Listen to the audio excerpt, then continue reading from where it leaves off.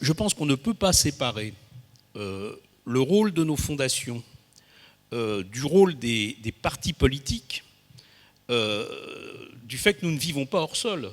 Nous sommes profondément immergés dans cette crise de la politique qui est, comment dirais-je, un élément d'une crise systémique beaucoup plus vaste.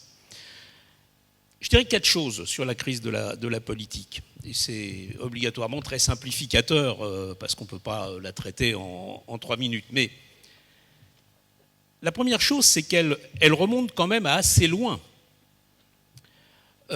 Même si aujourd'hui elle est dans une phase un peu paroxystique. La première raison est donc que la politique n'a plus les leviers de commande dans le monde tel qu'il est aujourd'hui, face à la mondialisation financiarisée. Je vais prendre un seul exemple, tout ce qui concerne l'emploi, la protection sociale, les droits sociaux. On voit bien qu'aujourd'hui, ce n'est pas les gouvernements qui ont les leviers de commande là-dessus. Ce sont les décisions prises au travers des décisions d'investissement, de localisation des marchés financiers, avec le fait que ce qui surdétermine tout, c'est une logique court-termiste, une logique de dumping social et environnemental.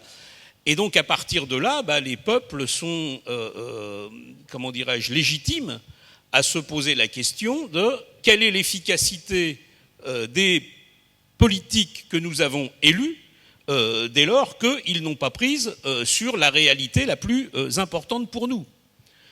Deuxième élément, la manière dont se construit l'Union européenne depuis des années, là encore depuis notamment 1986 avec l'acte unique européen, donc la naissance vraiment du paradigme libéral dans la construction européenne, on voit que la construction européenne en rajoute dans la dépossession des citoyens par rapport aux décisions. 2005, le peuple français vote contre la Constitution européenne.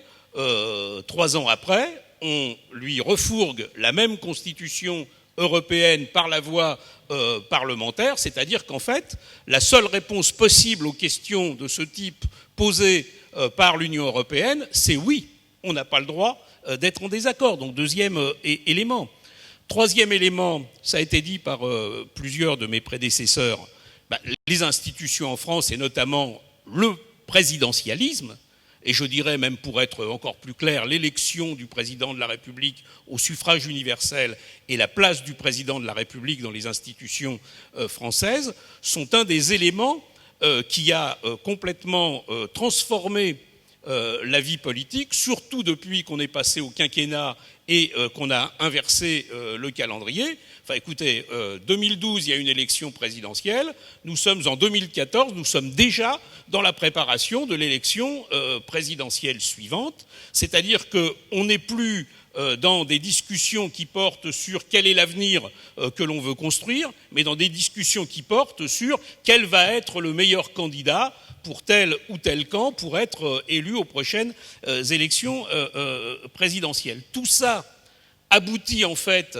à une sorte de fusion des politiques qui apparaissent comme les politiques qu'on peut mettre en œuvre ou qu'on a le droit de mettre en œuvre. Ce sont toujours des politiques qui sont libérales ou sociales libérales, on le voit bien en ce moment, et il n'est pas étonnant dans ces conditions que les citoyens considèrent qu'il n'y a plus de différence entre la droite et la gauche, parce que dans leur vie quotidienne, ils ne voient pas trop la différence, alors que, je pense, pour ce qui me concerne, qu'en réalité, le clivage droite-gauche existe toujours, qu'il n'existe pas simplement entre les formations politiques, mais qu'il existe surtout parce que dans notre pays sont ancrés en profondeur, tous les sondages et toutes les études l'attestent, des valeurs qui sont des valeurs vraiment de gauche, des valeurs ayant un rapport avec une certaine conception de la vie en commun dans la société et des exigences sociales de haut niveau. Donc voilà, je voulais quand même dire ça sur la première partie. Alors évidemment, dans ce contexte, ça interpelle l'ensemble des formations politiques. Chacune à sa manière, mais par exemple pour ce qui concerne, puisque la Fondation Gabriel Péri est la fondation de la famille de pensée communiste, eh bien pour ce qui concerne le Parti communiste, il y a quand même une grande interrogation à porter sur la manière, comment dirais-je, dont on conçoit l'intervention politique elle-même. Passer d'une conception qui traditionnellement, et nous ne sommes pas les seuls dans ce cas-là, a été de construire des propositions politiques, des propositions économiques, sociales, etc., pour le peuple, à une conception dans laquelle on construit, on élabore avec, on construit avec et on construit parmi, c'est-à-dire de passer d'un rapport d'extériorité de la formation politique par rapport à la société à un rapport où on est pleinement immergé. Et ça, c'est pas une petite question, hein, c'est extrêmement difficile. Et donc, effectivement, il y a beaucoup de choses à transformer. Dans ce contexte de crise, les fondations ont un rôle particulier à jouer parce que, évidemment, on a besoin de ces lieux de débat, d'analyse, de propositions, de ces lieux de travail ouverts sur la société. Mais les fondations ne peuvent pas, à mon sens, avoir le même rôle que les partis politiques. Parce qu'un parti politique, il doit avancer lui aussi des propositions, mais quand il avance des propositions, c'est pour les mettre en œuvre, pas comme une fondation qui peut se permettre d'avancer des propositions pour nourrir un débat.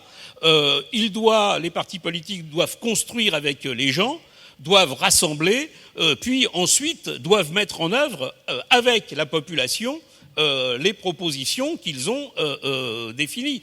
Alors ça ne veut pas dire que d'un côté il y aurait la tête et de l'autre côté il y aurait les couleurs d'affiche, pas du tout, parce que d'un côté, oui, nous sommes dans un effort de réflexion et d'élaboration au niveau des fondations, mais je dirais que le processus de travail que j'ai décrit pour les partis politiques implique lui aussi beaucoup de réflexion et de capacité d'élaboration, mais imprégné par la préoccupation de l'action politique concrète, de la stratégie, de la mise en œuvre et de l'évaluation. Donc je pense que nous avons des rôles qui sont complémentaires. Oui, je voulais dire deux choses. Et il voulais réagir d'abord à ce qu'a dit Dominique sur la question du clivage. Et là, ça dépasse le problème du clivage gauche-droite sur lequel j'ai dit deux mots. Mais le clivage fondamental dans cette société, il existe bel et bien. Gilles, à l'instant, rappelait que depuis pas mal d'années, en France, chaque gouvernement, lorsqu'il se représente aux élections, il se fait battre. Bon, ça veut dire quoi? Ça veut dire que dans ce pays, et nous le ressentons bien, et c'est ça qui fait, à mon sens, la pertinence de l'existence de la gauche et donc du clivage gauche-droite, c'est qu'il existe des exigences sociales, des aspirations à un progrès de la société dont on considère qu'il est possible, et qu'en même temps, les politiques menées vont systématiquement dans l'autre sens. Pourquoi ? Parce que les politiques menées depuis des décennies sont surdéterminées par les orientations libérales et sociales libérales dont je parlais, notamment avec le poids de la mondialisation et l'orientation, la nature de la construction européenne, à un point tel que, par exemple, aujourd'hui, lorsqu'on parle de réforme, c'est quand même terrible. Le mot réforme signifie réforme structurelle et signifie des réformes qui vont systématiquement dans le sens de la régression des droits, de la régression sociale, etc., etc. Alors que moi, j'appartiens à une famille politique qui est probablement l'une de celles qui porte l'idée de réforme et de réformes les plus avancées, les plus profondes, etc., etc. Donc on a même kidnappé cette idée de réforme. Et face à cela, toute idée d'alternative est liée dans le champ de l'expression politique, elle est niée, elle est marginalisée, etc., à un point tel que Manuel Valls a pu reprendre il y a quelques semaines cette idée selon laquelle il n'y a pas d'alternative, qui était, je le rappelle, l'expression de Margaret Thatcher, « There is no alternative », Tina, lorsqu'elle était au pouvoir.